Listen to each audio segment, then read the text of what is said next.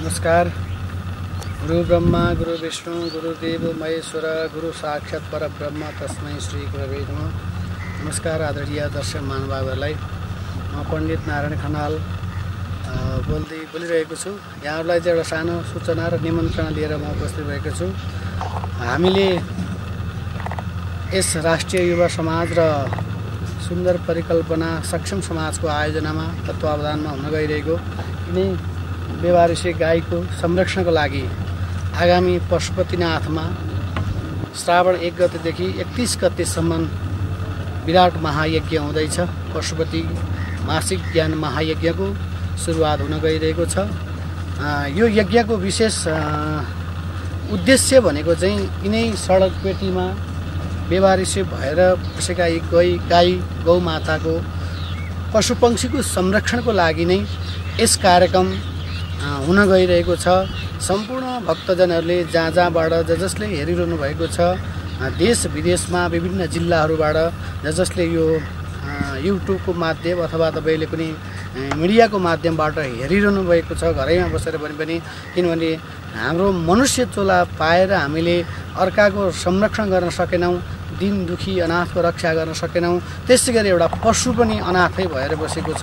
किनभने हामीले हाम्रा घर परिवार हाम्रा सन्तान सन्ततिलाई अत्यन्त धेरै माया गर्छौँ भने त्यस्तै यी पशुहरूको हेर्नुहोस् त सबै भक्तजनहरू बिजोग भएको छ। यो गौशाला निर्माणको लागि र यिनको खाना दाना पानीको लागि भनेर विभिन्न सङ्घ संस्थाले सहयोग त अलिअलि गरिरहेको छ। तैपनि बस्नको लागि यो आकाशको यो छाहारी नभएर यो उजाड योहरू छ वरिपरि, यस्तो ठाउँमा बसेर यी बिचरा बेवारिसी भएका यी गाई बाछाको संरक्षणको लागि हामी सम्पूर्ण भक्तजनहरू जसले जहाँ जहाँबाट मेरो आवाजलाई सुन्नुभएको छ भने विशाल महायज्ञ हुँदैछ पशुपतिमा। यहाँहरू सबैजना त्यो कार्यक्रमलाई सभ्य र भव्य गर्नको लागि उपस्थित भइदिनु होला।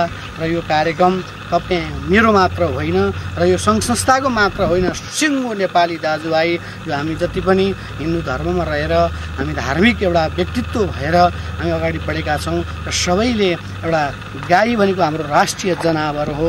गौमाताको संरक्षण गर्नुपर्छ, गाईको संरक्षण गर्नुपर्छ। गाईमा हुनपर्ने 5 प्रकारका तत्त्वहरू पनि छन्। त्यस कारणले हाम्रो जन्मेदेखि मृत्यु पर्यन्तसम्म हाम्रा गाईका मलमूत्र गोबर आदि यी सम्पूर्ण शरीरमा भएका रौँमा भगवान् देवताको बासहरू छन्।